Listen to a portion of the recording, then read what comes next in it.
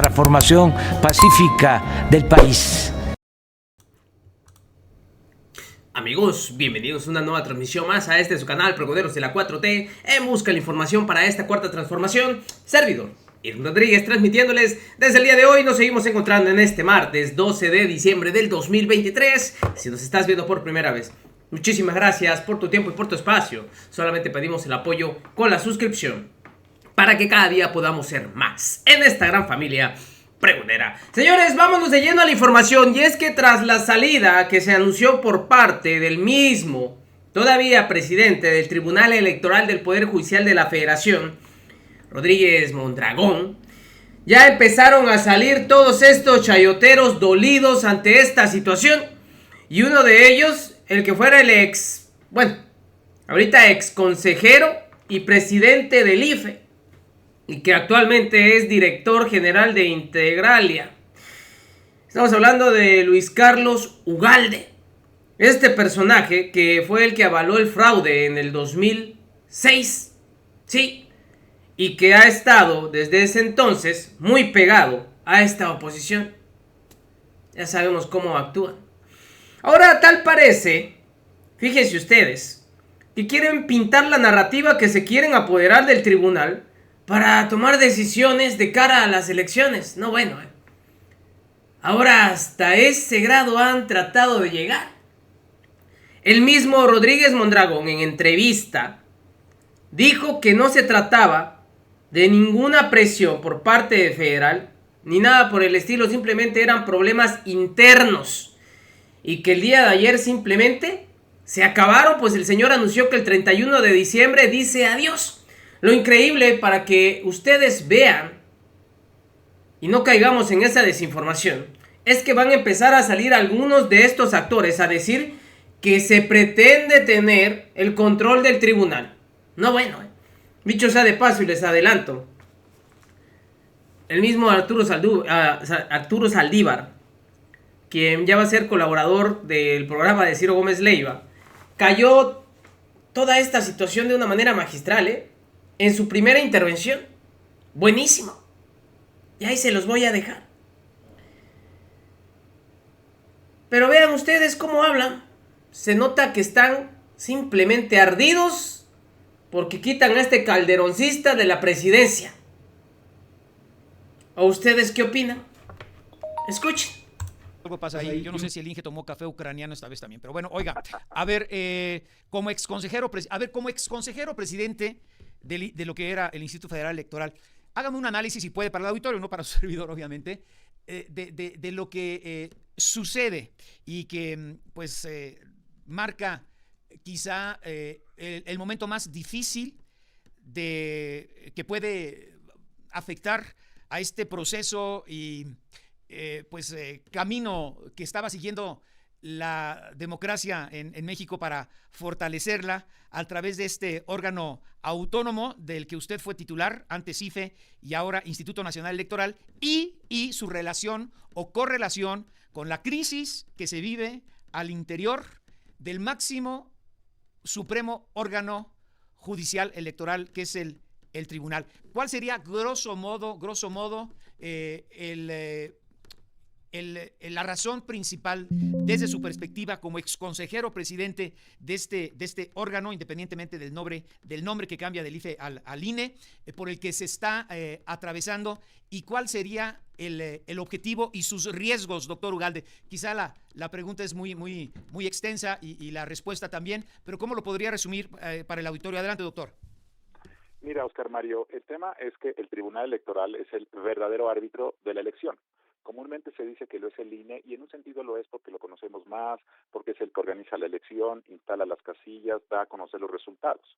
Pero quien finalmente valida si la tarjeta amarilla o la tarjeta roja o el resultado del partido es válido es el Tribunal Electoral. Dicho de otra manera, el INE puede decir que este fue gol, pero si el tribunal dice que no fue, que hubo offside o que fue foul, ese hecho revoca todo lo que diga el INE. De tal forma que y es inapelable, ¿no? Es inapelable. Es inapelable, de tal forma que quien finalmente va a decir quién ganó y si es válido ese triunfo es el Tribunal Electoral. Esa es su importancia fundamental. Que estén en este momento en pleito interno los los 5 magistrados del Tribunal Electoral genera preocupación porque pues no podemos ir a una elección con este tipo de pleitos, inestabilidad emocional, conflictos, y ese es el problema. Esa es la enorme preocupación que hay en este momento en el ambiente. Han anunciado ayer Reyes Rodríguez que finalmente él va a renunciar y que a partir de enero habrá una nueva persona presidenta del Tribunal Electoral. El tema nodal del Tribunal Electoral es que actúe con legalidad, o sea, conforme dice la Constitución, y 2, con independencia. Y el tema de la independencia ha sido la preocupación constante del tribunal durante mucho tiempo. Esta camada de magistrados que llegó en 2016 han tenido un comportamiento colectivo muy errático desde que fueron elegidos. Fue una elección que fue bastante inestable y accidentada. Muchos no recordarán, pero fueron elegidos por los partidos que en ese momento tenían la mayoría, PRI, PAN y PRD, y antes de que tomaran protesta, se les extendió el mandato, una irregularidad terrible que ocurrió en aquel momento. Pero el hecho es que desde que tomaron el cargo a fines de 2016, han pasado ya 4 presidentes del tribunal, en buena medida por pleitos internos y por presiones externas. Por ejemplo, cuando llegó el gobierno de López Obrador, al interior del propio tribunal se comentaba que la presión del consejero jurídico de López Obrador fue de tal envergadura que sometió a varios de ellos a una actitud de complacencia, y durante un par de años ese fue el tenor de las decisiones que tomaban: complacer al gobierno, no contradecir al partido oficial. Después hubo una suerte de rebelión, y fue entonces que eligieron a Reyes Rodríguez para tratar de tomar distancia del gobierno. Todo lo que te narro son comentarios que se hacían internamente en el tribunal. Y creo yo que con Reyes Rodríguez en los últimos 2 años, el tribunal asumió posturas independientes, posturas con base en la ley, lo cual generaba mucha tranquilidad. Esta trifulca de los últimos días, en donde quieren deponer a Reyes Rodríguez, sin que yo entienda cuál es la razón, porque lo que han dicho los 3 magistrados rebeldes son generalidades, no hay una explicación concreta, ha llevado a 2 explicaciones de por qué ocurrió y está ocurriendo esto. Una es los pleitos internos, y la otra es que desde afuera se quiera alentar una captura política del tribunal. Yo espero que, ya que Reyes anunció que se va, el proceso sea terso, sea maduro emocionalmente, porque debo decir que para un cargo de esta envergadura se requieren 2 cosas. Uno es conocimiento, pero más que conocimiento se requiere madurez emocional, que en muchos casos esta camada de magistrados no ha mostrado en los últimos años. Entonces, ojalá la madurez emocional prevalezca, la responsabilidad del cargo, y el tribunal pueda conducirse de forma digna en los próximos meses. Esto es muy importante, y le importa más, por cierto, al gobierno, porque la candidata oficial es la que va adelante en las encuestas. Así es que siempre a quien va adelante y puede ganar es a quien más conviene que las cosas se hagan correctamente. Y esto del tribunal de los últimos días genera mucha preocupación. Oiga, doctor Ugalde, entonces, independientemente de la disputa interna entre los 5 magistrados y magistradas, bueno, son 2 magistradas y 3 magistrados, de 7, ¿no? Porque el 31 de octubre concluyeron su periodo José Luis Vargas y también Indalfer Infante, pero repito, independientemente de la disputa interna que se antoja para muchos personal entre algunos que conforman o que representan intereses muy específicos, se junta lo roto con lo descosido, o lo feo con lo espantoso, porque desde el gobierno federal también, desde su perspectiva, se busca manipular y ejercer presión o desaparecer al tribunal. Yo creo que desaparecerlo sería imposible, pero ¿qué se busca desde su perspectiva y como expresidente del IFE desde el gobierno federal en estos momentos, aprovechando la crisis que se vive al interior del tribunal? Que la guillotina nos atropella seguido en este espacio. Oiga, a ver, independientemente de la pugna interna entre magistrados y magistradas, los 5 de este órgano colegiado, ¿existe o no desde su perspectiva? Obviamente se descarta la desaparición, pero sí, quizá, le pregunto, doctor, la intención del gobierno federal o del Ejecutivo federal, lo que sea, para influir en el nombramiento de los 2 o los 2 que vayan a ocupar estas vacantes para volver a los 7 magistrados y magistradas que por ley deben de componerlo. Adelante, doctor Ugalde. El Senado mexicano ha sido negligente y omiso en los últimos 5 años para hacer nombramientos de los órganos reguladores. Por ejemplo, la semana pasada tenía un mandato de la Corte para elegir a 2 comisionados del Instituto de Transparencia, el INAI, e incumplió ese mandato, bajo el pretexto de que no se logró la mayoría necesaria.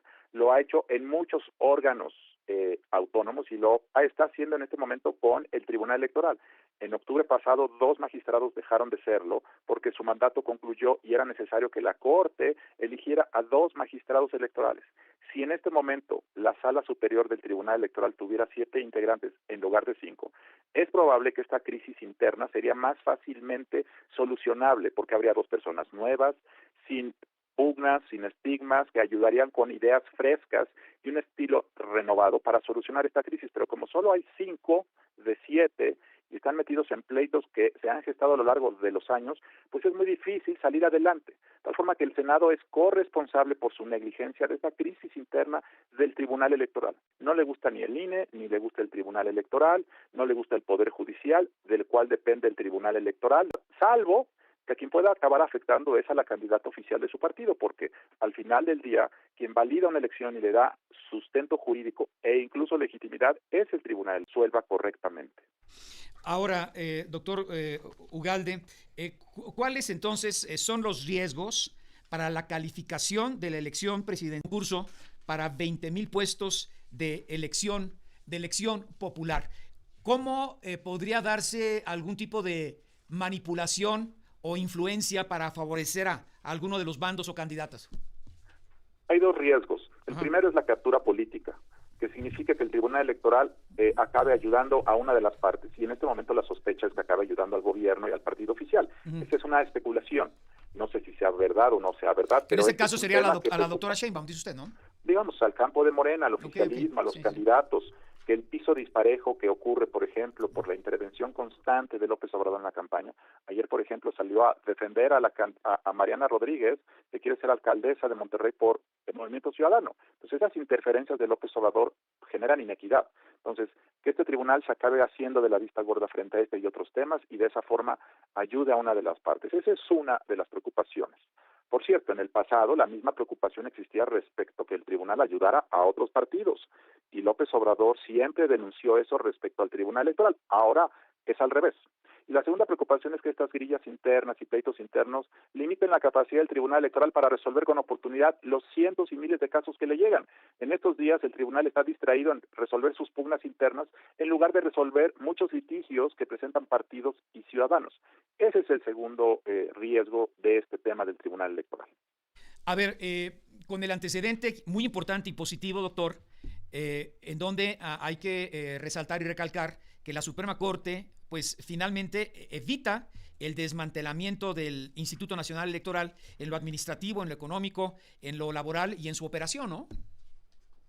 Sí, el Tribunal Electoral revisa esto de una forma constante. La Suprema Corte fue la que evitó el desmantelamiento del INE hace apenas unas semanas, unos meses, y bueno, pues esto es un punto a favor para el fortalecimiento, entre comillas, de la democracia sui generis que se vive en este país. Pero volviendo un poquito a lo que le preguntaba, doctor, si me permite, entonces, ¿dónde y cómo podrían influir habiendo mantenido pues la mayor parte de la estructura del instituto? Bueno, el Tribunal Electoral es el que valida el arbitraje político del INE. En este momento yo te diría, el INE va a organizar bien la elección, no tengamos duda de que la parte logística va a salir adelante. La pregunta nodal del proceso electoral es el arbitraje político. Exacto. ¿Qué pueden y qué no pueden hacer los candidatos, los servidores públicos, López Obrador? Ese es el tema que define el piso parejo. Sí. Si el piso está disparejo, la contienda no resulta, digamos, legal y legítima. Y el Tribunal Electoral es el que decide finalmente quién se porta mal y quién debe ser castigado. Así es. Esa es su importancia política. Si no hay un arbitraje de las contiendas, entonces cada quien hace lo que quiere. Ese es el punto medular. La parte logística operativa la resuelve el INE, pero el arbitraje político lo resuelve el INE en una primera instancia, pero el Tribunal Electoral lo resuelve de manera definitiva e inatacable. Sí. Por eso es muy importante su voz independiente. Pero vuelvo entonces, la intención desde su perspectiva, porque dice, bueno, es lo que se menciona, no tenemos pruebas, bueno, como nunca hay pruebas cuando se actúa de esa...